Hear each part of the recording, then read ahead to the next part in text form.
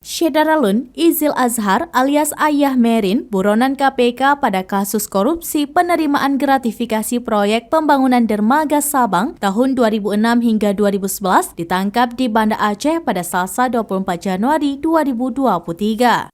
Kabid Humas Polda Aceh Kombes Joko Krisdianto membenarkan penangkapan DPO KPK berinisial IZ alias AM. Ia ditangkap tim Polda Aceh di Simpang 5, Kota Banda Aceh pada Selasa 24 Januari 2023 sekitar pukul 12 waktu Indonesia bagian Barat. Penangkapan itu sesuai dengan surat permintaan dari Komisi Pemberantasan Korupsi atau KPK Republik Indonesia ke Polri. Saat ini sebut Kabid Humas yang bersangkutan diamankan di Polda Aceh.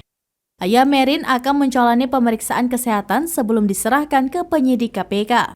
Sebagaimana diketahui, Ayah Merin adalah tersangka kasus dugaan korupsi penerimaan gratifikasi dalam proyek pembangunan dermaga Sabang tahun 2006 hingga 2011 masa Gubernur Aceh periode 2007 hingga 2012 Irwandi Yusuf. Dalam kasus itu, Irwandi Yusuf bersama Ayah Merin didakwa menerima gratifikasi sebesar 32,45 miliar rupiah selama Irwandi menjabat sebagai Gubernur Aceh periode 2007 hingga 2012.